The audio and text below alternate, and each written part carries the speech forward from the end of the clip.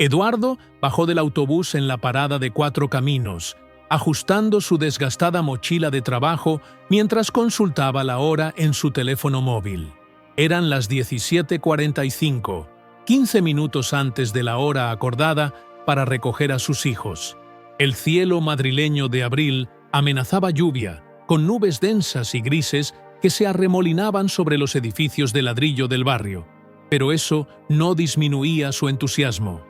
El aroma a tierra mojada ya impregnaba el aire, mezclándose con el olor a churros de la churrería de la esquina y el peculiar aroma metálico que anuncia la tormenta.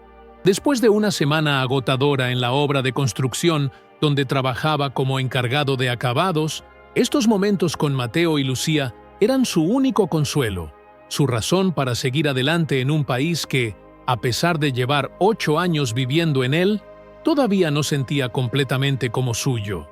Sus manos encallecidas, con pequeñas cicatrices que contaban historias de años de trabajo duro, aferraban con fuerza la bolsa donde llevaba regalos para los niños. Un set de pinturas para Lucía, quien a sus 6 años ya mostraba un talento especial para el dibujo, y un libro sobre dinosaurios para Mateo, obsesionado últimamente con la paleontología. Eduardo sentía ese cosquilleo familiar en el estómago, esa mezcla de alegría y anticipación que siempre lo embargaba antes de ver a sus pequeños. Sus ojos, de un marrón profundo enmarcados por arrugas prematuras forjadas bajo el sol de las obras, recorrían la calle como buscando rastros de sus hijos en cada esquina, aunque sabía que aún faltaban minutos para el encuentro. Una sonrisa involuntaria se dibujó en su rostro al recordar cómo Mateo, la semana anterior, le había explicado con seriedad científica por qué el Tyrannosaurus Rex no podía ser realmente tan feroz como lo pintaban en las películas. Mientras caminaba por las calles empedradas del barrio de Tetuán, donde los edificios antiguos convivían con comercios modernos y bares de tapas que comenzaban a llenarse para el aperitivo, Eduardo repasaba mentalmente los planes para el fin de semana. El aire vibraba con conversaciones en español, pero también podía distinguir el acento colombiano de una pareja que pasaba a su lado, recordándole momentáneamente su Medellín natal, con sus montañas verdes y su clima eternamente primaveral. Sacudió ligeramente la cabeza, alejando la nostalgia que amenazaba con empañar su ánimo. Había reservado entradas para el Parque Warner el sábado, ahorrando durante semanas para permitirse ese lujo, posponiendo incluso la compra de unas botas de trabajo nuevas que necesitaba desesperadamente. Y el domingo pensaba llevarlos al retiro para un picnic, si el tiempo lo permitía. En su pequeño apartamento, compartido con Rodrigo, otro trabajador colombiano que llevaba en España apenas 2 años, había preparado la habitación de los niños con esmero, colocando dibujos nuevos que había encontrado de Mateo entre sus cosas y comprando una muñeca nueva para Lucía, sabiendo lo mucho que le gustaban. La última vez que habían estado con él, Lucía había dejado olvidada su muñeca favorita, Estrella, un juguete ya descolorido y con un brazo remendado que la niña adoraba. Eduardo había lavado cuidadosamente el vestido azul de la muñeca y había cosido algunos puntos sueltos, para sorpresa de Rodrigo, que no dejaba de burlarse amistosamente de él. Los hombres duros de la construcción no cosemos vestidos de muñecas, le había dicho entre risas, a lo que Eduardo respondió simplemente: los padres hacemos lo que sea necesario por nuestros hijos. Sus pensamientos fueron interrumpidos por el sonido de un claxon. Un taxista maldecía en el atasco formado en la intersección, mientras una madre apresuraba a 2 niños pequeños para cruzar antes de que cambiara el semáforo. Madrid siempre bulliciosa, siempre en movimiento, con ese ritmo peculiar que mezclaba la prisa moderna con la tradicional pausa para el café o la caña a media tarde. Eduardo había aprendido a moverse en ese ritmo, aunque a veces sentía que la ciudad nunca terminaba de aceptarlo completamente. Al doblar la esquina hacia el portal del edificio donde vivía Carmen con los niños, un bloque de apartamentos de los años 70 con fachada de ladrillo rojo y balcones estrechos, donde los tendederos repletos de ropa creaban un mosaico multicolor, Eduardo notó algo extraño. El coche de Carmen, un Seat Ibiza azul que él mismo había ayudado a elegir 3 años atrás, no estaba en su lugar habitual bajo el viejo almendro que daba algo de sombra al aparcamiento comunitario. Normalmente, ella llegaba a casa mucho antes los viernes, pues en la empresa de seguros donde trabajaba como administrativa, le permitían salir a las 3 para recoger a los niños del colegio. Con una sensación incómoda creciendo en su estómago, como un puño helado que se cerraba lentamente, aceleró el paso y llegó hasta el portal. Los cristales de la puerta reflejaron su imagen. Un hombre de 38 años, de estatura media, complexión fuerte por el trabajo físico, con el pelo negro ligeramente canoso en las sienes y ese aspecto inequívocamente latinoamericano que, en los peores días, atraía miradas de desconfianza en el metro o en algunos comercios. Sacudió esos pensamientos y llamó al telefonillo, pulsando el botón del 4B con un dedo que, notó con sorpresa, temblaba ligeramente. El intercomunicador emitió el típico zumbido, pero nadie respondió. Volvió a intentarlo, manteniendo el dedo más tiempo sobre el botón. Silencio. Su inquietud crecía como una marea. Intentó llamar al móvil de Carmen, pero saltaba directamente al buzón de voz. La voz grabada de ella, profesional y distante, le pedía que dejara un mensaje.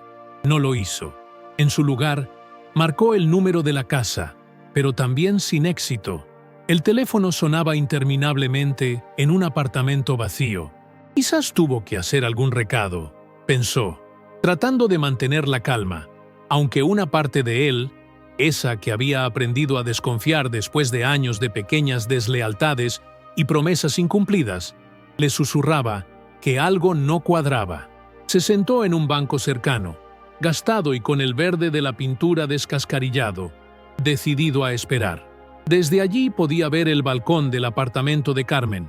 Las cortinas estaban echadas y no había señales de movimiento. Los minutos se convirtieron en media hora, y la inquietud de Eduardo aumentaba. El cielo había oscurecido considerablemente, y las primeras gotas de lluvia comenzaron a caer, primero dispersas, luego con mayor intensidad. Se refugió bajo el toldo de una panadería cercana, sin apartar la vista del portal. Varias personas entraban y salían, sacudiendo paraguas y apresurándose para escapar de la lluvia, pero ninguna era Carmen o los niños. Revisó de nuevo su teléfono, comprobando que no se había equivocado de día. No, era viernes, su viernes de custodia, acordado judicialmente tras un divorcio que, aunque no había sido especialmente conflictivo, tampoco había resultado amistoso. Los documentos legales especificaban claramente fines de semana alternos, de viernes a las 18 de Johann hasta domingo a las 20:00. Nunca antes había habido problemas con los intercambios, más allá de algún retraso ocasional. Las gotas de lluvia repiqueteaban contra el toldo de plástico, creando una melodía monótona que solo aumentaba su ansiedad. El olor a pan recién horneado salía por la puerta entreabierta de la panadería, mezclándose con el de la humedad y el asfalto mojado. Una pareja pasó frente a él, compartiendo un paraguas, riendo por algo privado. Eduardo sintió una punzada de melancolía al recordar tiempos mejores con Carmen, cuando el amor aún era posible entre ellos. Finalmente, cuando estaba a punto de llamar a Isabel, una vecina amiga que a veces cuidaba de los niños, una mujer mayor, viuda, que vivía en el 4A y que siempre había tratado a Eduardo con calidez, sin los prejuicios que a veces encontraba en otros españoles, su teléfono sonó. El nombre de Carmen apareció en la pantalla, y Eduardo sintió un alivio momentáneo que rápidamente se transformó en aprensión. «Eduardo, soy Carmen». La voz de su exesposa sonaba fría, distante, como si estuviera hablando con un extraño o un proveedor molesto, no con el padre de sus hijos. «Carmen, estoy en la puerta de tu casa para recoger a los niños. Llevo casi 1 hora esperando. ¿Dónde estáis?». Intentó que su voz sonara neutral, controlada, aunque por dentro sentía una mezcla de preocupación e irritación. Un silencio incómodo precedió a la respuesta. solo interrumpido por lo que parecía ser el sonido de un televisor de fondo, y quizás, le pareció a Eduardo, la voz lejana de Mateo preguntando algo. «Los niños no van a ir contigo este fin de semana». El corazón de Eduardo dio un vuelco, como si hubiera saltado al vacío. Las palabras, pronunciadas con esa calma fría que Carmen adoptaba cuando había tomado una decisión inamovible, cayeron sobre él como una losa. ¿Qué? Pero si es mi fin de semana. ¿Está en el acuerdo? ¿Están enfermos?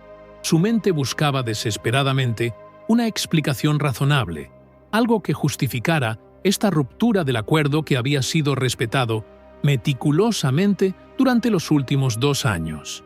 No están enfermos, Eduardo. Simplemente he decidido que no es bueno para ellos pasar tanto tiempo contigo. Necesitan estabilidad.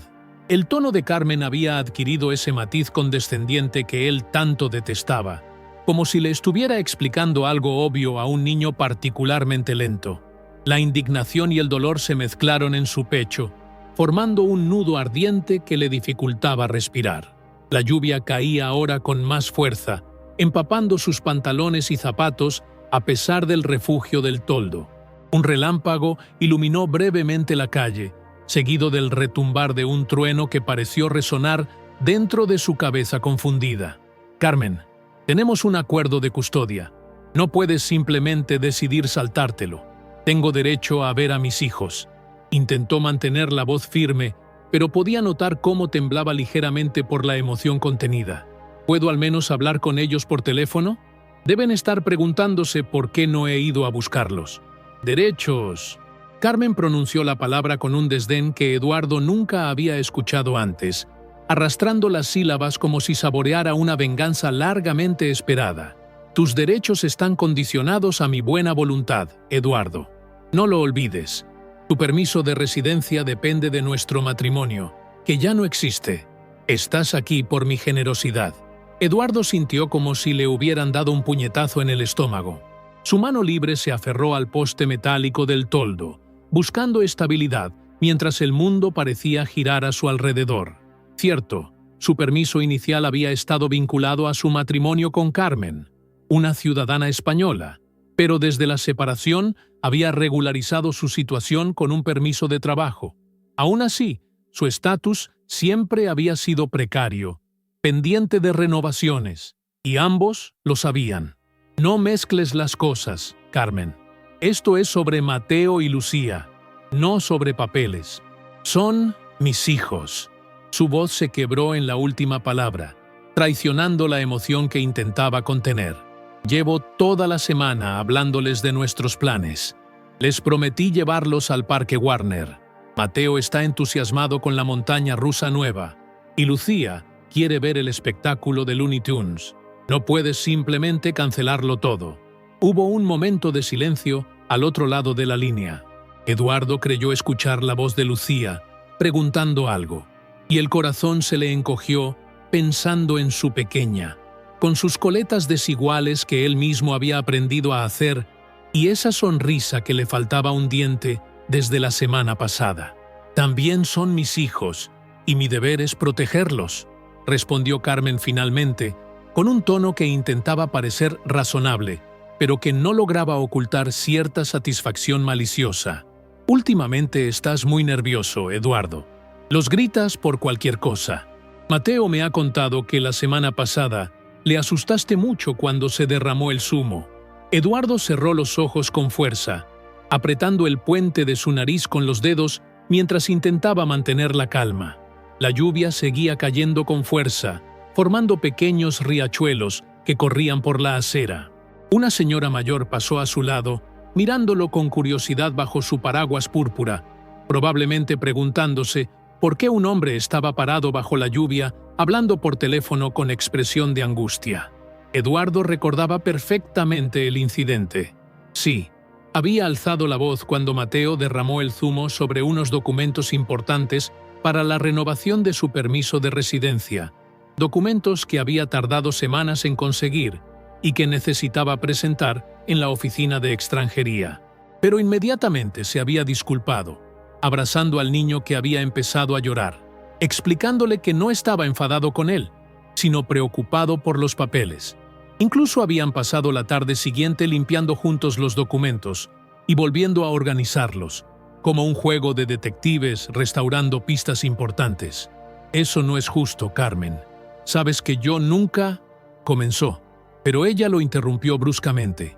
«Mira, tengo que colgar. Este fin de semana los niños se quedan conmigo. Ya hablaremos. Carmen, espera. Por favor, al menos déjame hablar con ellos un momento. Solo quiero decirles que…» El sonido de la llamada finalizada lo dejó con las palabras en la boca. Miró la pantalla del teléfono con incredulidad, como si esperara que de alguna manera volviera a sonar, que todo hubiera sido un malentendido, una broma pesada. Pero el teléfono permaneció mudo en su mano, mostrando solo la hora y la foto de fondo de pantalla. Mateo y Lucía en la playa de la Malvarrosa en Valencia, durante sus últimas vacaciones juntos como familia. La llamada había terminado, dejando a Eduardo con un nudo en la garganta y 1000 preguntas en la cabeza. No era la primera vez que Carmen amenazaba veladamente con complicar su situación migratoria, pero nunca había llegado al punto de negarle ver a los niños. A veces, durante discusiones acaloradas, había insinuado que podría complicarle la vida si no accedía a sus demandas, como cuando quiso cambiar el régimen de visitas para poder inscribir a los niños en clases de tenis que coincidían con el horario de Eduardo. Pero siempre habían sido amenazas vagas, nunca ejecutadas. ¿Qué había cambiado? ¿Por qué ahora? Con el corazón pesado, Eduardo guardó el teléfono en el bolsillo y miró una última vez hacia el balcón del cuarto B. ¿Estaban sus hijos allí dentro, preguntándose por qué su padre no venía a buscarlos como había prometido? ¿Les estaría diciendo Carmen que él había cancelado los planes? ¿Que se había olvidado? ¿Que no le importaban lo suficiente? La idea le resultaba insoportable. Consideró llamar de nuevo, o incluso subir y tocar el timbre directamente, pero algo le dijo que eso solo empeoraría las cosas. Carmen podría acusarlo de acoso, de violar su espacio. No, tenía que ser más inteligente, más estratégico. Esto no era solo una rabieta de su ex esposa. Había algo más profundo, más calculado en su comportamiento. Eduardo regresó a la parada del autobús, caminando lentamente bajo la lluvia que ya no intentaba evitar. El agua fría se mezclaba con las lágrimas que no podía contener, mientras los planes cuidadosamente organizados para el fin de semana se deshacían en su mente como un castillo de arena bajo la marea. El parque de atracciones tendría que esperar, y la habitación cuidadosamente preparada quedaría vacía ese fin de semana, los regalos sin abrir, las risas sin sonar. El autobús 49 apareció en la esquina, sus luces amarillentas difuminadas por la cortina de lluvia. Eduardo subió con movimientos mecánicos, pasando su tarjeta por el lector sin siquiera mirar al conductor, que lo reconoció con un gesto de saludo que quedó sin respuesta. Se sentó en un asiento del fondo, junto a la ventana empañada, y apoyó la frente contra el cristal frío. Madrid pasaba ante sus ojos como una pintura impresionista disuelta por la lluvia. Luces borrosas, edificios desdibujados, figuras que corrían para refugiarse.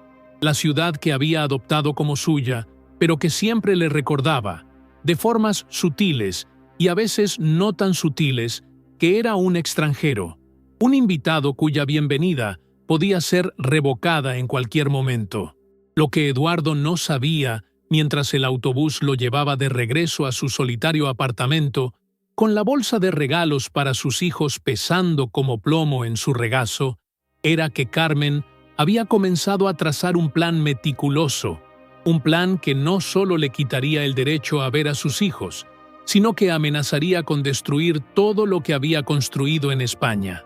El lunes por la mañana, Eduardo llegó temprano a la obra situada en un barrio en expansión al norte de Madrid.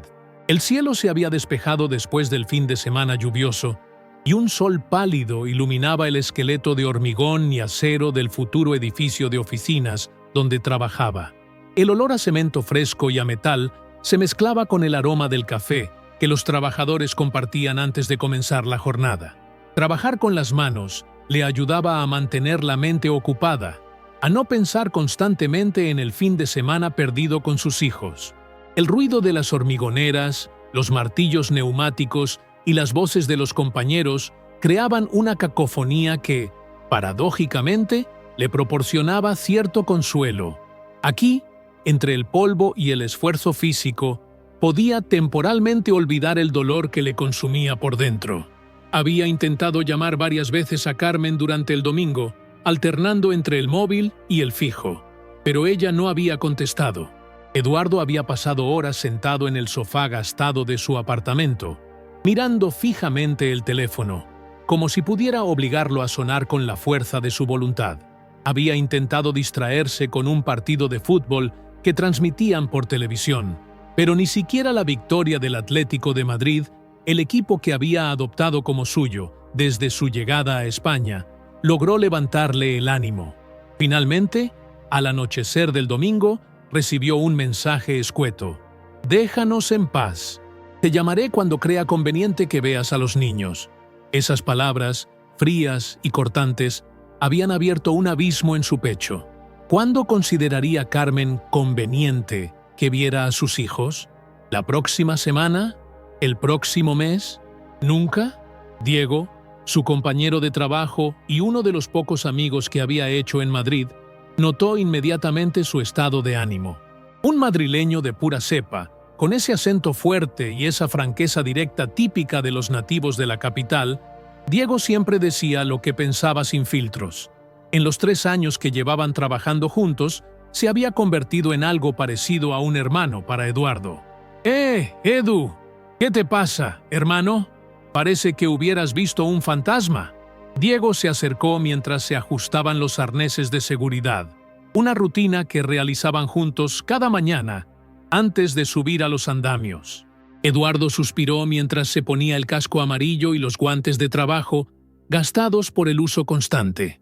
Sus ojos, enrojecidos por la falta de sueño, evitaron la mirada inquisitiva de su amigo. «Carmen no me dejó ver a los niños este fin de semana. Dice que estoy nervioso, que los asusto. Son puras excusas, Diego. Algo está tramando». Diego frunció el ceño mientras se pasaba una mano por el pelo negro, cortado casi al rape. Sus manos encallecidas, tan similares a las de Eduardo, pero sin ese tono ligeramente más oscuro, sujetaron con fuerza una barra de acero, como si quisiera doblarla con la pura fuerza de su indignación. «Eso no puede hacerlo, ¿no? Hay un acuerdo, un papel firmado por un juez». La voz de Diego resonó con esa incredulidad que solo tienen quienes confían plenamente en el sistema, en que las reglas están para ser respetadas, en que la justicia prevalece. Eduardo conocía mejor la realidad. Conocía las miradas de sospecha en las oficinas de extranjería, las preguntas adicionales en los controles policiales, la forma en que algunas madres en el parque alejaban sutilmente a sus hijos cuando él se acercaba con Mateo y Lucía. «Sí, pero ¿sabes cómo es esto? Si ella se niega, tendría que denunciarla, ir a juicio, y mientras tanto pasa el tiempo y sigo sin ver a mis hijos». Además, bajó la voz, aunque solo estaban ellos dos en esa sección de la obra. «¿Sabes cómo es mi situación con los papeles? Si provoco problemas, podría complicarse todo». Diego asintió, comprendiendo la complejidad de la situación. No era la primera vez que discutían sobre estos temas. Como español nacido y criado en Madrid, Diego nunca había experimentado personalmente la vulnerabilidad de ser inmigrante, pero a través de Eduardo y otros compañeros latinoamericanos en la obra, había llegado a entender lo frágil que podía ser su situación, lo fácil que era que un pequeño problema se convirtiera en una amenaza de expulsión. «Mi cuñado es abogado, ya sabes», comentó, ajustándose el casco. «No es especialista en temas de familia, pero quizás pueda orientarte. ¿Quieres que le pregunte?» Eduardo agradeció el gesto con una sonrisa cansada. Ese era Diego, siempre dispuesto a ayudar, a ofrecer su familia como si fuera la de Eduardo también. Un hombre sencillo, directo, sin las complicaciones que a veces Eduardo encontraba en otros españoles, especialmente en aquellos de clase media alta como Carmen y su círculo social. Gracias, pero primero quiero intentar hablar con Carmen de nuevo. Quizás solo tuvo un mal día el viernes. Quizás hoy, más calmada, recapacite. Diego no parecía convencido, pero respetó la decisión de su amigo. Ambos se dirigieron a sus puestos de trabajo. Eduardo para supervisar la instalación de paneles de yeso en las divisiones interiores. Diego para continuar con el cableado eléctrico. La jornada transcurrió con la pesadez que solo el trabajo físico combinado con la preocupación puede generar. Eduardo trabajaba mecánicamente, levantando andamios, transportando materiales, comprobando niveles y alineaciones, con la mente lejos de allí, imaginando qué estarían haciendo Mateo y Lucía en ese momento. ¿Habrían ido al colegio normalmente? ¿Les habría dicho Carmen por qué su padre no había venido a recogerlos? ¿Les habría mentido? A la hora del almuerzo, mientras compartía un bocadillo de tortilla con Diego y otros 3 compañeros en un rincón de la obra habilitado como comedor improvisado, Eduardo trató de llamar de nuevo a Carmen, directo al buzón de voz, como todas las veces anteriores. «Joder, colega, esta tía te está jodiendo bien», comentó Paco, otro de los obreros, un hombre mayor con la piel curtida por décadas de trabajo a la intemperie. «Yo que tú me plantaba allí con la Guardia Civil si hace falta. La ley es la ley, y no puede impedir que veas a tus críos». Eduardo le dirigió una mirada que mezclaba agradecimiento por la solidaridad y resignación ante la ingenuidad de su consejo. Paco era un buen hombre, pero no entendía lo que significaba ser inmigrante, tener un nombre y un acento que te marcaban como diferente, sentir siempre esa inseguridad de que cualquier encuentro con la autoridad podía acabar complicándose. «No es tan sencillo, Paco. Si llevo a la policía, Carmen podría contraatacar, decir cualquier cosa. Y ya sabes cómo me miran a veces cuando ven mi documentación». Los compañeros asintieron en silencio. Todos habían presenciado alguna vez cómo, en controles rutinarios de carretera o en el metro, Eduardo era siempre el elegido para una verificación más exhaustiva. Cómo las preguntas se multiplicaban cuando presentaba su tarjeta de residencia. Al terminar el día, mientras se cambiaba en los vestuarios improvisados de la obra, una estructura prefabricada que olía a sudor, polvo y desinfectante barato, su teléfono vibró. Por un momento, su corazón dio un vuelco pensando que podría ser Carmen, quizás para disculparse, para decirle que había sido un malentendido, pero no era ella. Era un mensaje de Isabel, la vecina. «Eduardo, no sé qué está pasando, pero hoy Carmen ha estado hablando con la policía en la puerta del edificio. Te lo cuento porque me pareció muy raro. Los niños estaban con ella. Parecía alterada.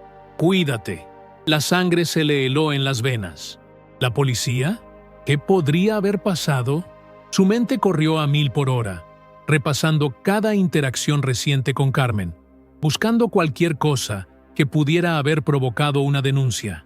¿Una discusión por teléfono? ¿Algún comentario malinterpretado?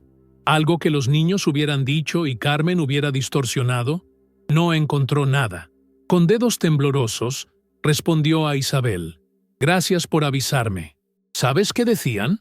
¿Oíste algo? La respuesta llegó casi inmediatamente. No pude escuchar bien, pero Carmen parecía estar haciendo una denuncia. Los policías tomaban notas. Luego se fueron. Los niños parecían confundidos. Mateo no dejaba de mirar a todos lados, como buscando a alguien. «Quizás a ti».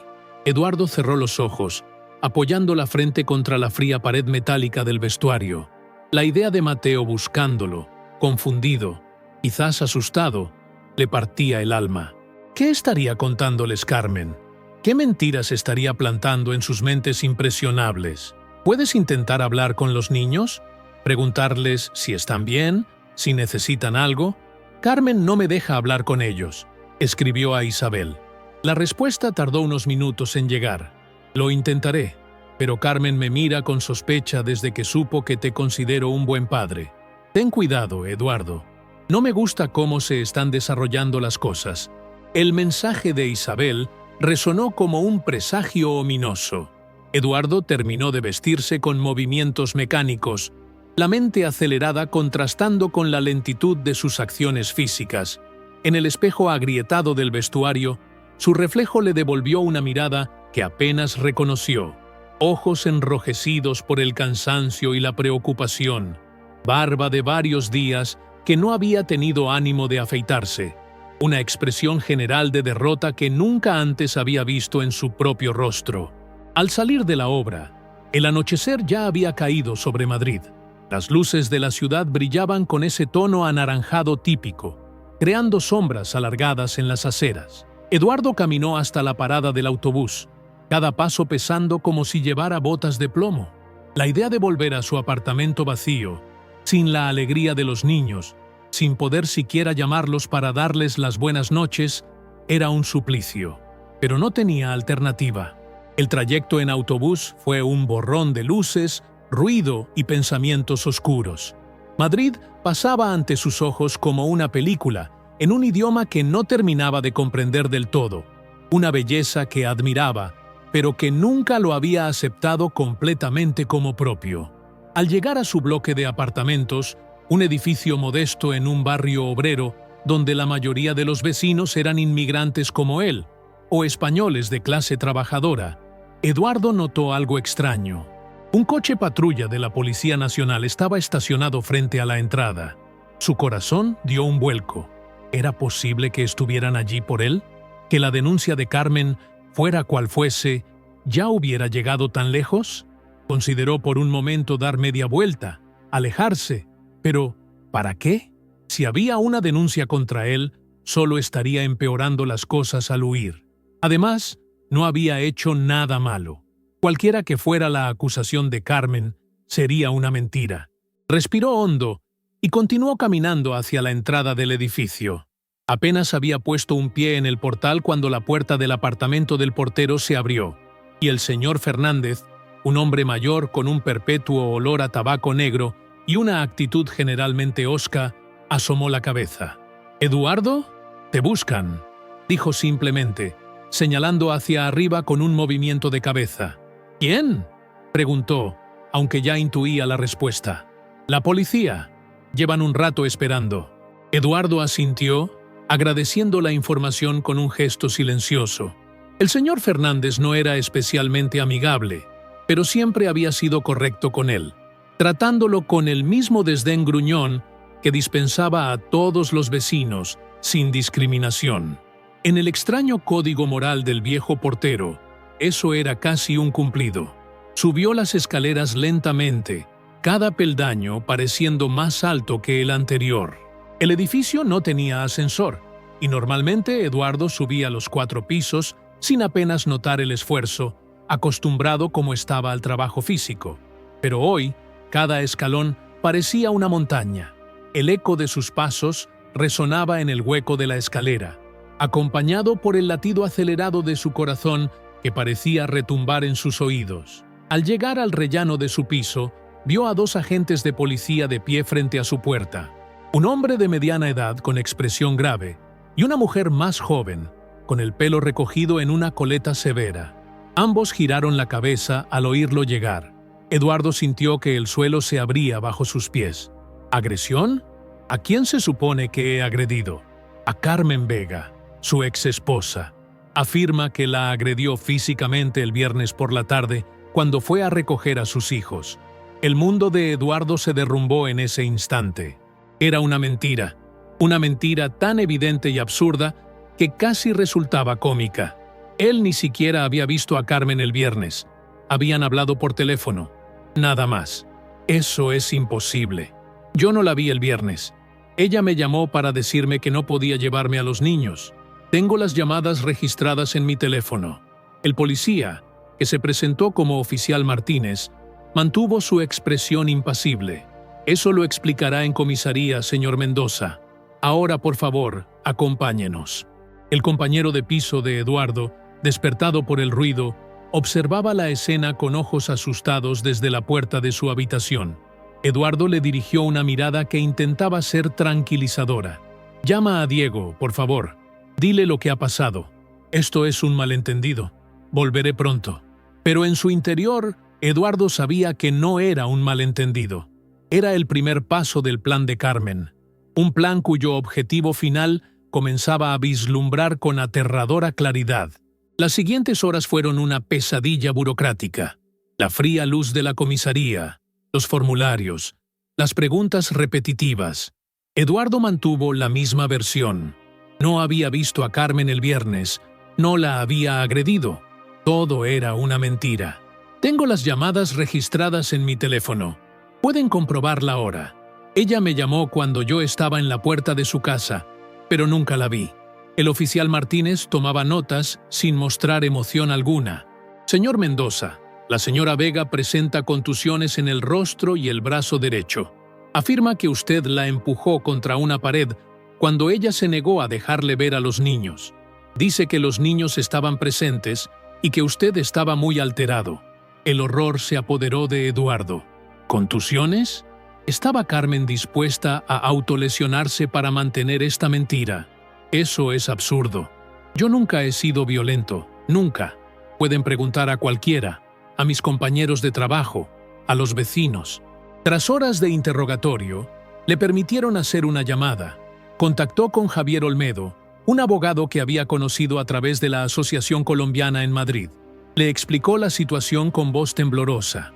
«Tranquilo, Eduardo», le dijo Javier después de escuchar su relato. «No te van a detener por esto. Al menos no ahora. Es tu palabra contra la de ella, y no hay testigos directos. Pero debes prepararte. Esto puede complicarse». Efectivamente, Eduardo fue liberado esa misma mañana, pero con una advertencia clara.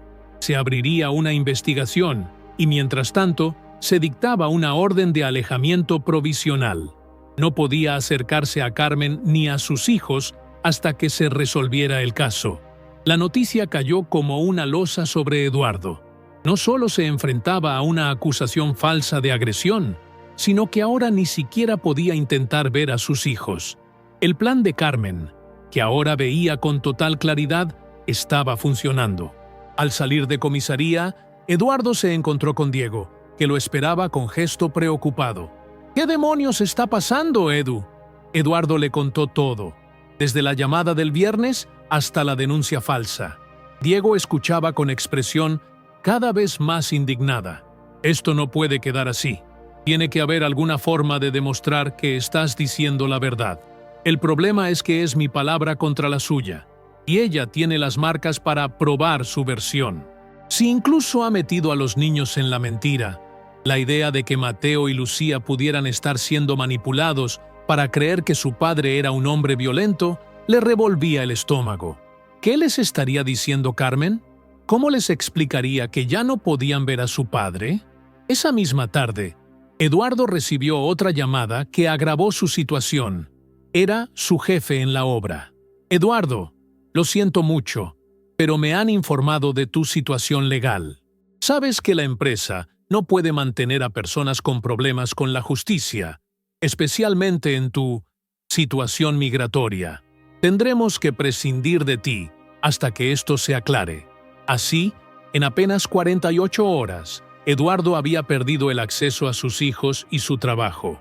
Sentado en el pequeño parque frente a su bloque de apartamentos, observaba a las familias jugar, las risas de niños que le recordaban dolorosamente a Mateo y Lucía. Nunca se había sentido tan solo, tan lejos de su Medellín natal, tan vulnerable, mientras Eduardo enfrentaba este terrible dilema que cambiaría su vida para siempre.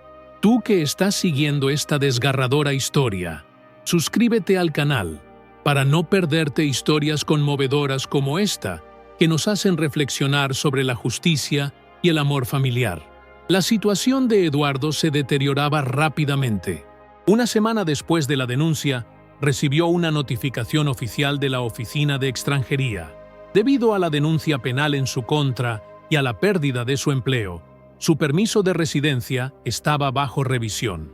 Se le concedían 15 días para presentar alegaciones antes de iniciar un posible proceso de expulsión. Eduardo sostenía el papel oficial con manos temblorosas en el pequeño despacho de Javier Olmedo. El abogado, un hombre de unos 50 años con mirada compasiva pero firme, leía el documento con expresión grave. Esto es lo que temía, Eduardo. Carmen sabe exactamente lo que está haciendo. La denuncia por agresión era solo el primer paso. Ahora viene la segunda fase: intentar que te deporten. ¿Puede hacer eso? ¿Puede conseguir que me expulsen del país por una denuncia falsa? Javier se quitó las gafas y se frotó el puente de la nariz.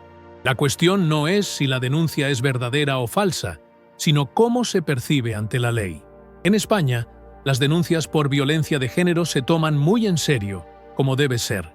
El problema es cuando alguien abusa de este sistema para sus propios fines. ¿Y qué puedo hacer? Si me deportan, perderé a mis hijos para siempre. Esa era la realidad que más aterrorizaba a Eduardo.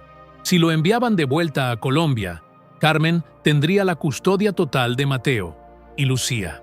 A sus 8 y 6 años respectivamente, los niños quedarían a merced de una madre que había demostrado ser capaz de cualquier cosa. Tenemos que atacar en dos frentes, explicó Javier. Primero, demostrar que la denuncia de agresión es falsa. Segundo, asegurar tu situación migratoria independientemente del resultado del caso de agresión. Pero demostrar la falsedad de la denuncia no sería fácil. Carmen había sido astuta. Había presentado la denuncia un viernes por la noche, cuando Eduardo supuestamente iba a recoger a los niños. Había mostrado contusiones reales, aunque autoinfligidas, y había involucrado a los niños como testigos. Necesitamos pruebas sólidas de que no estuviste allí en el momento de la supuesta agresión, dijo Javier. ¿Tienes alguna forma de demostrar dónde estabas exactamente?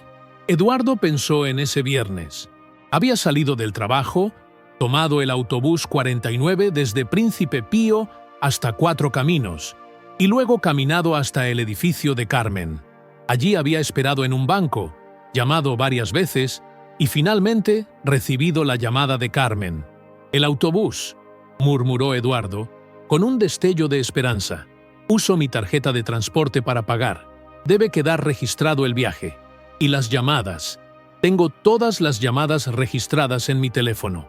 Se puede ver que yo estaba llamando desde fuera del edificio mientras ella estaba dentro». «Eso es un buen comienzo», asintió Javier. «Vamos a solicitar los registros del transporte. También necesitamos testigos. ¿Alguien te vio esperando frente al edificio?»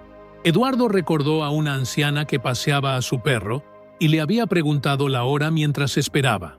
¿Sería posible encontrarla? También estaba Isabel, la vecina, que quizás podría confirmar que Carmen no presentaba ninguna lesión antes de la supuesta agresión. Mientras Eduardo y Javier trazaban un plan de defensa, Carmen avanzaba con su estrategia.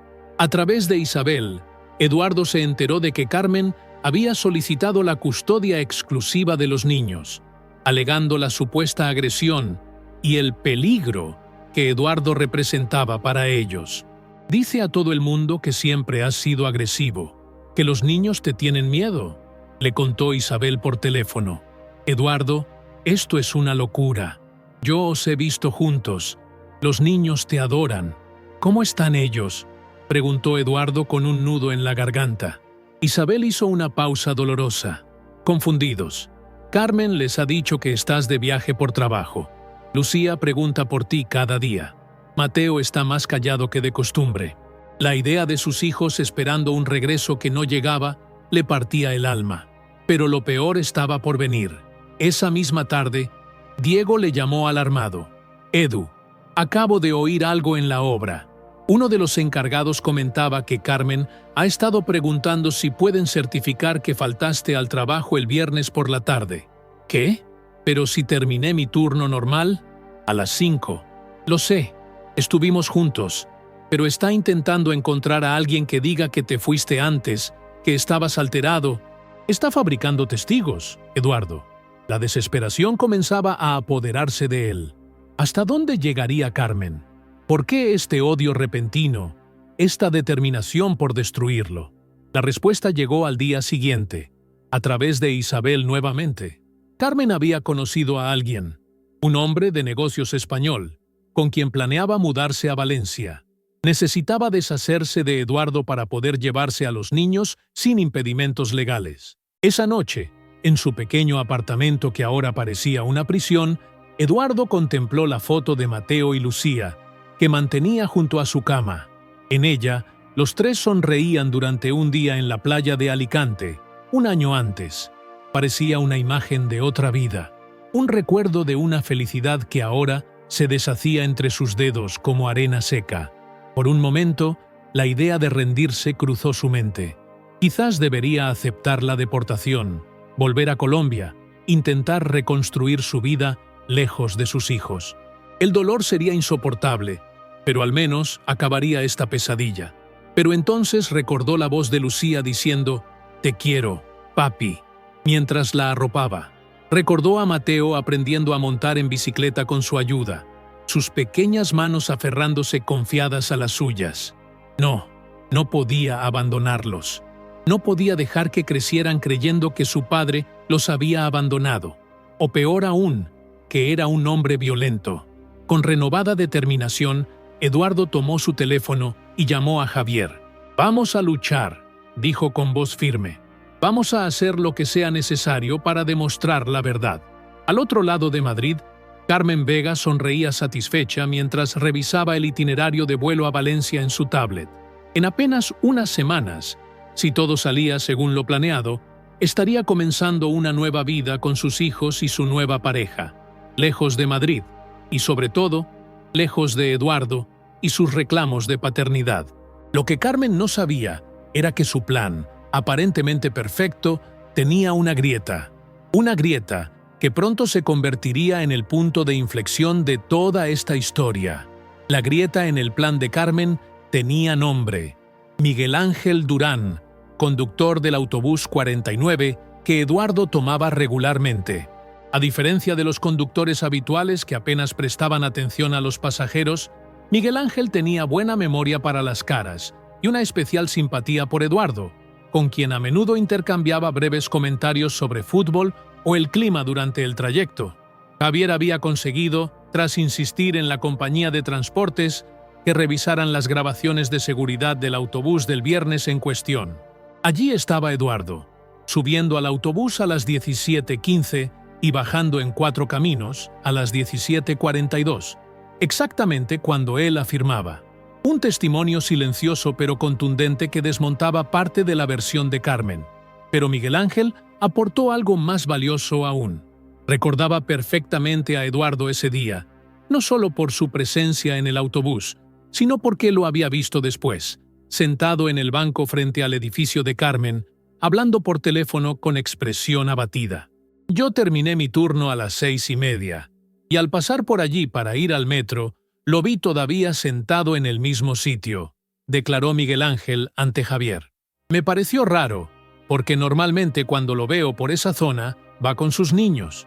Incluso pensé en acercarme a preguntarle si estaba bien, pero tenía prisa por llegar a casa. Este testimonio situaba a Eduardo fuera del edificio, solo, a la hora en que supuestamente estaba agrediendo a Carmen dentro del apartamento. Era la primera evidencia sólida a su favor. Con este testimonio y los registros del transporte, Javier solicitó una revisión urgente de la orden de alejamiento y de la situación migratoria de Eduardo. Mientras tanto, Eduardo había encontrado trabajo nocturno en un almacén de Mercamadrid, donde no hacían preguntas siempre que uno fuera fuerte y puntual. El salario era menor que en la construcción, pero le permitía mantenerse mientras luchaba por su futuro. Una tarde, mientras Eduardo esperaba en el despacho de Javier para revisar nuevos documentos, su teléfono vibró con un mensaje de un número desconocido. Al abrirlo, su corazón dio un vuelco. Era una foto de Mateo y Lucía, sonriendo tímidamente a la cámara, sosteniendo un dibujo donde se leía «Te extrañamos, papá». Inmediatamente después llegó otro mensaje. «Soy Sandra, la profesora de Mateo. No debería hacer esto, pero los niños están sufriendo mucho. Preguntan por ti constantemente. Carmen les dice cosas terribles. Si quieres, puedo intentar ayudar». Eduardo sintió una mezcla de esperanza y temor. ¿Era otra trampa de Carmen? ¿O realmente había encontrado una aliada inesperada?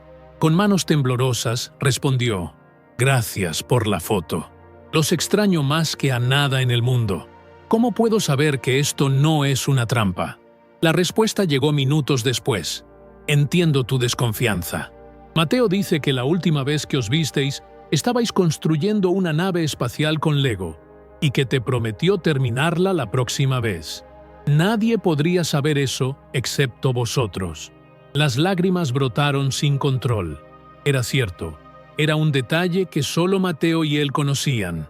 Había encontrado una aliada inesperada, un rayo de luz en la oscuridad. Sandra resultó ser una fuente crucial de información.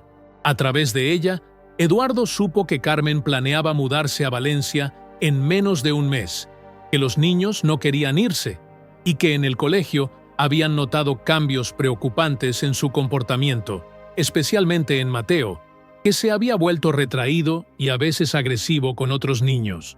Pero lo más importante que Sandra proporcionó fue una grabación de audio.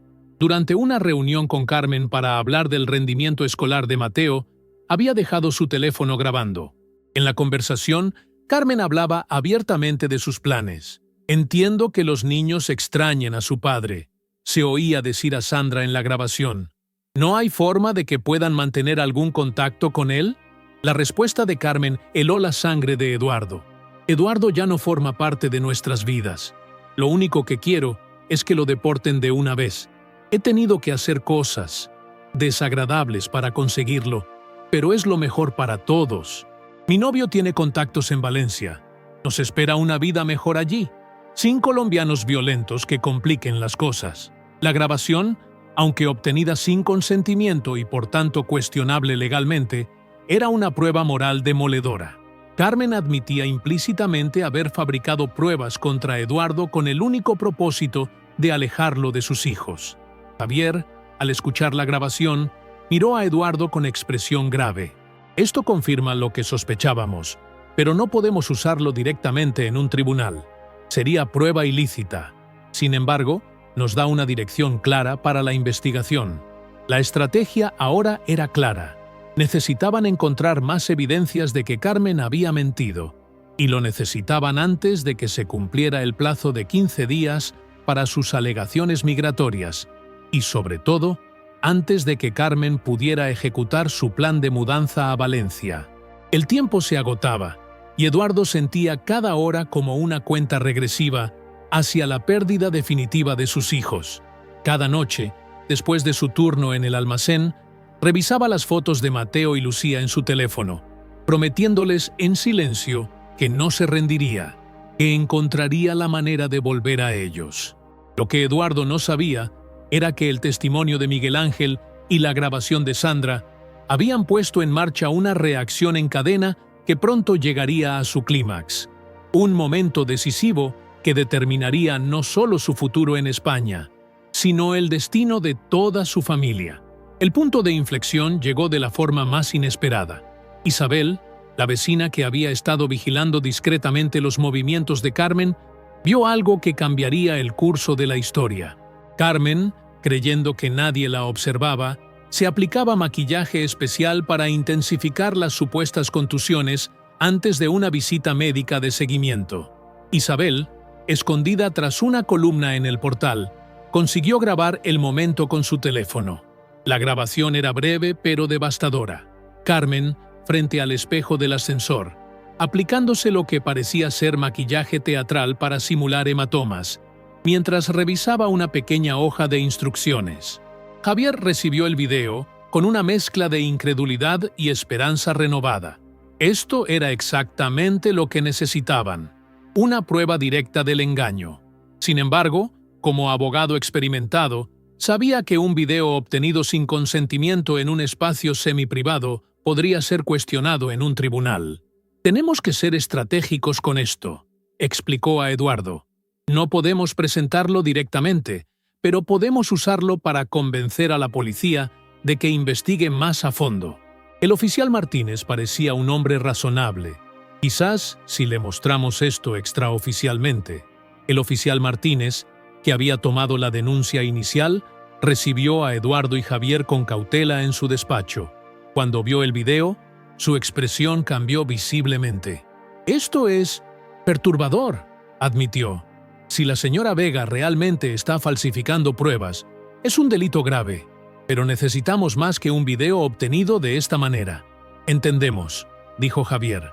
Solo pedimos que se revise el caso con esta nueva perspectiva, que se investigue la posibilidad de que todo sea un montaje para perjudicar a mi cliente. Martínez asintió lentamente. Hay algo en este caso que nunca me cuadró del todo. La señora Vega se mostraba demasiado calculadora para alguien que acababa de sufrir una agresión, y los niños parecían confusos con sus testimonios, como si recitaran algo aprendido. Por primera vez en semanas, Eduardo sintió que la verdad comenzaba a abrirse paso. El oficial Martínez prometió revisar el caso personalmente y contactar con el médico que había examinado a Carmen para verificar si las lesiones podían haber sido autoinfligidas. Mientras tanto, la fecha de la audiencia para la custodia se acercaba inexorablemente. Carmen, que no sabía que su plan comenzaba a desmoronarse, aceleró sus preparativos para la mudanza. A través de Sandra, Eduardo supo que ya había matriculado a los niños en un colegio de Valencia para el próximo curso. La noche anterior a la audiencia, Eduardo apenas pudo dormir.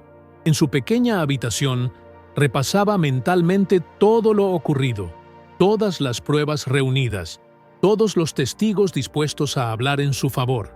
¿Sería suficiente? ¿Podría la verdad prevalecer frente a una mentira tan elaborada? A las 6 de la mañana, su teléfono sonó.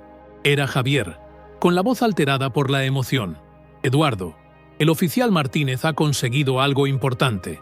El médico que examinó a Carmen ha revisado las fotos iniciales y ha encontrado inconsistencias. Dice que algunas de las marcas parecen maquillaje, no contusiones reales. Además, la policía ha entrevistado a los niños por separado, con psicólogos presentes, y sus testimonios no coinciden con la versión de Carmen. No mencionan ninguna agresión. Dicen que ese día ni siquiera te vieron. Eduardo sintió que un peso enorme se levantaba de sus hombros. La verdad, finalmente, comenzaba a imponerse. A las 10 de la mañana, Eduardo, Javier, Carmen y su abogado se encontraron en la sala de audiencias del juzgado de familia. La jueza Fernández, una mujer de aspecto severo pero mirada inteligente, presidía la sesión. Carmen, elegantemente vestida, evitaba mirar directamente a Eduardo, que mantenía la compostura a pesar de la tensión. La audiencia comenzó con la presentación de los argumentos de cada parte. El abogado de Carmen mantuvo la versión de la agresión, presentando las fotos de las supuestas lesiones y destacando la peligrosidad de Eduardo como inmigrante con problemas legales. Cuando fue el turno de Javier, presentó metódicamente cada prueba: los registros del transporte, el testimonio de Miguel Ángel situando a Eduardo fuera del edificio a la hora de la supuesta agresión, los registros telefónicos que demostraban las llamadas desde el exterior, y finalmente, la declaración escrita del médico cuestionando la autenticidad de las lesiones. Carmen, sentada al otro lado de la sala, comenzó a mostrar signos de nerviosismo, susurrando agitadamente a su abogado, que intentaba calmarla. La jueza Fernández escuchaba atentamente, tomando notas y ocasionalmente haciendo preguntas incisivas. Cuando todos los testimonios y pruebas fueron presentados, se dirigió directamente a Carmen. Señora Vega, estas evidencias plantean serias dudas sobre su versión de los hechos. ¿Mantiene usted que el señor Mendoza la agredió físicamente el viernes 12 de mayo? Carmen, con la voz ligeramente temblorosa pero manteniendo su postura, asintió. Sí, su señoría. Él me empujó contra la pared cuando le dije que no podía ver a los niños. Estaba muy alterado. ¿Y cómo explica usted que el señor Mendoza aparezca en las cámaras del autobús exactamente a la hora en que dice haber estado esperando fuera de su edificio? ¿O que el conductor lo viera sentado en el banco frente a su portal durante más de una hora? Carmen titubeó. Pudo haber ido y vuelto. El autobús está cerca. La jueza entrecerró los ojos, claramente insatisfecha con la respuesta. Señora Vega, este tribunal toma muy en serio las denuncias de violencia de género. Son un problema real y devastador para muchas mujeres, pero también toma muy en serio el perjurio y las falsas acusaciones, que dañan no solo a las personas inocentes acusadas, sino a todas las víctimas reales que buscan justicia. En ese momento, la puerta de la sala se abrió. Era el oficial Martínez, que se acercó al estrado y entregó un sobre a la jueza. Ésta lo abrió, leyó su contenido con expresión cada vez más grave y finalmente miró directamente a Carmen. Señora Vega, la policía acaba de presentar evidencia adicional. Tienen en su poder un recibo de una tienda de efectos especiales donde usted compró maquillaje teatral para simular contusiones, 3 días antes de presentar la denuncia. El pago se realizó con su tarjeta de crédito. El rostro de Carmen perdió todo color. Su abogado, claramente sorprendido por esta nueva información, parecía no saber qué decir. Eso no prueba nada, balbuceó Carmen. Compré ese maquillaje para una fiesta de disfraces. La jueza Fernández dejó el documento sobre la mesa con un gesto deliberado. Señora Vega, creo que es momento de reconsiderar su testimonio. El perjurio es un delito que puede conllevar penas de prisión. Le sugiero que piense muy cuidadosamente en lo que va a decir a continuación. El silencio en la sala era absoluto. Eduardo contenía la respiración, viendo cómo todo el elaborado castillo de mentiras de Carmen comenzaba a derrumbarse ante sus ojos. Finalmente, Carmen rompió a llorar. No eran lágrimas de víctima, sino de alguien acorralado por sus propias acciones. Yo solo quería proteger a mis hijos, sollozó. Eduardo siempre ha sido temperamental, y ahora que tengo la oportunidad de darles una vida mejor en Valencia, ¿admite usted haber falsificado pruebas y mentido a este tribunal?, interrumpió la jueza, implacable. Carmen bajó la mirada. Exageré lo ocurrido. Eduardo y yo discutimos por teléfono, no físicamente. Las marcas, sí, las simulé con maquillaje. Un murmullo recorrió la sala. Eduardo cerró los ojos, sintiendo una mezcla de alivio y dolor. Alivio por ser finalmente vindicado.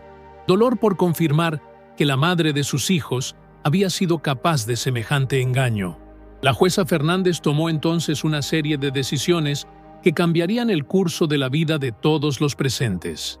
Primero, desestimó inmediatamente la denuncia por agresión contra Eduardo, ordenando que se comunicara esta decisión a las autoridades de extranjería para detener cualquier proceso de expulsión. Segundo, revocó la custodia temporal que Carmen había obtenido tras la denuncia, estableciendo un régimen de custodia compartida con residencia alternada. Los niños pasarían una semana con cada progenitor. Tercero, y quizás lo más importante, prohibió expresamente a Carmen trasladar a los niños fuera de Madrid sin autorización judicial, impidiendo así la mudanza a Valencia. Este tribunal, concluyó la jueza, no tolerará el uso de falsas acusaciones como herramienta para manipular la custodia de menores o la situación migratoria de un progenitor. Los niños tienen derecho a mantener relación con ambos padres, independientemente de su nacionalidad o estatus migratorio. Al salir de la sala, Eduardo apenas podía contener las lágrimas. Había ganado. La verdad había prevalecido, pero el costo emocional había sido enorme. Lo único que deseaba ahora era abrazar a sus hijos, explicarles que nunca los había abandonado, que siempre había luchado por ellos. Javier le puso una mano en el hombro. Hoy has ganado algo más que un juicio, Eduardo. Has ganado tu vida de vuelta y la de tus hijos. Mientras Carmen salía por otra puerta, escoltada por su abogado y evitando mirar a nadie, Eduardo pensaba en el largo camino de reconstrucción que tenía por delante. La confianza de sus hijos, dañada por semanas de mentiras, no se recuperaría de la noche a la mañana. Pero ahora, al menos, tendría la oportunidad de intentarlo. Lo que no sabía entonces era que la vida aún le tenía reservadas algunas sorpresas más, algunas dolorosas, otras inesperadamente dulces. Las consecuencias de la audiencia no tardaron en manifestarse. Esa misma tarde, Eduardo recibió una llamada del juzgado. Podría recoger a Mateo y Lucía al día siguiente para iniciar su primera semana de custodia compartida.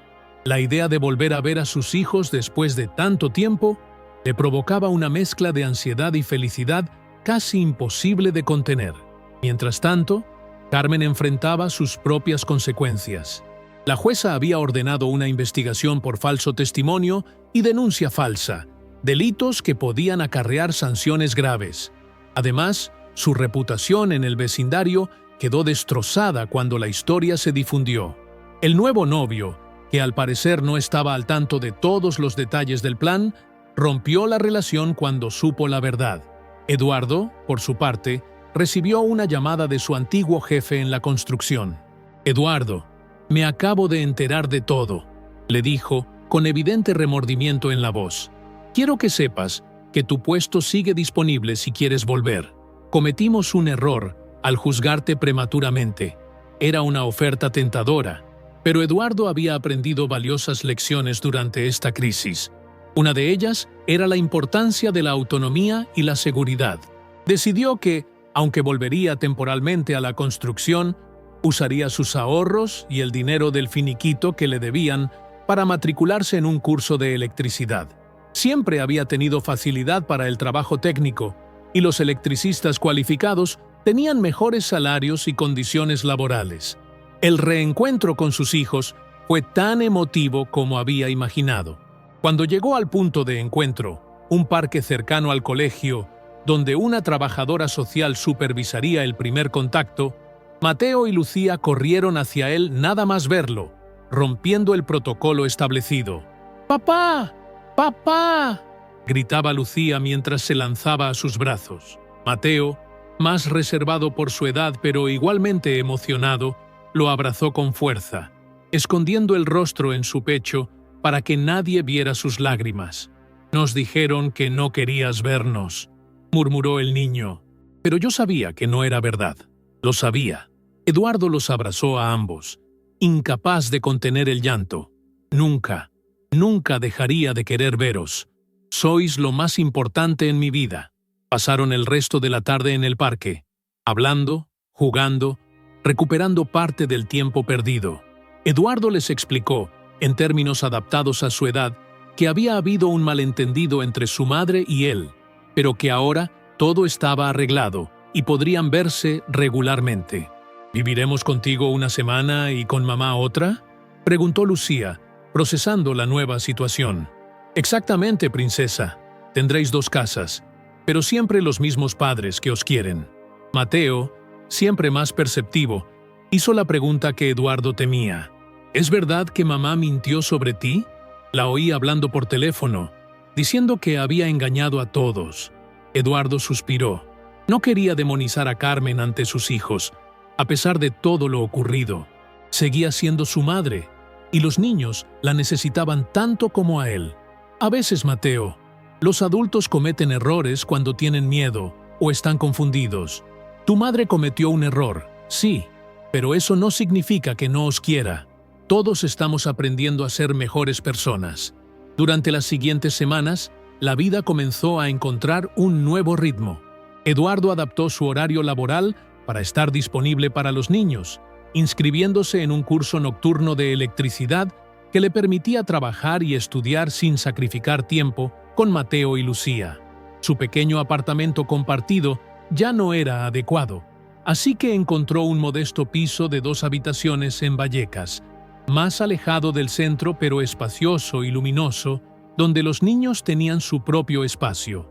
Carmen, sorprendentemente, comenzó a mostrar signos de arrepentimiento genuino. La investigación por falso testimonio seguía su curso, pero ella había iniciado terapia psicológica y gradualmente su actitud hacia Eduardo empezó a cambiar.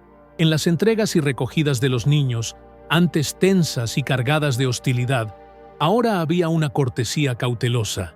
Un día, 3 meses después de la audiencia, Carmen pidió hablar con Eduardo en privado después de dejar a los niños. «Sé que probablemente nunca podrás perdonarme», comenzó con voz temblorosa. «Lo que hice fue monstruoso. Estaba obsesionada con la idea de una nueva vida, con escapar de mis propios problemas, y te usé como chivo expiatorio. No tengo excusa». Eduardo la observó en silencio. Esta mujer, a la que una vez había amado y que luego había intentado destruirlo, ahora parecía genuinamente arrepentida. No sabía si podría perdonarla algún día, pero al menos podía escucharla. Casi me cuesta todo, Carmen. Mi trabajo, mi permiso de residencia, mis hijos, mi dignidad. Lo sé, respondió ella, con lágrimas en los ojos, y viviré con esa culpa el resto de mi vida. Solo quiero que sepas que estoy trabajando para cambiar, para ser mejor persona, mejor madre. Los niños te necesitan, Eduardo. Yo me equivoqué terriblemente al intentar separarlos de ti. No hubo un gran momento de reconciliación, ni abrazos de perdón. Las heridas eran demasiado profundas para sanar tan rápidamente. Pero fue el inicio de un deshielo, de un lento camino hacia una coparentalidad más funcional. La vida de Eduardo continuó transformándose. Terminó su curso de electricidad con excelentes calificaciones y encontró trabajo en una empresa de instalaciones solares, un campo en crecimiento que ofrecía mejores condiciones y estabilidad. Su situación migratoria se regularizó definitivamente cuando obtuvo la residencia permanente, ya no vinculada a su matrimonio, sino a su arraigo laboral y familiar. Los niños, inicialmente confundidos y algo traumatizados por todo lo ocurrido, comenzaron a florecer en el nuevo sistema de custodia compartida. Mateo recuperó su antiguo entusiasmo por la escuela y los deportes, mientras que Lucía, siempre resiliente, convertía ambas casas en su reino personal, decorando sus espacios con dibujos y plantas que cuidaba con devoción. Un año después de aquella terrible denuncia falsa, Eduardo recibió la noticia de que el caso contra Carmen por falso testimonio había sido resuelto con una sentencia de trabajo comunitario y una multa, evitando la prisión gracias a su cooperación y arrepentimiento demostrado.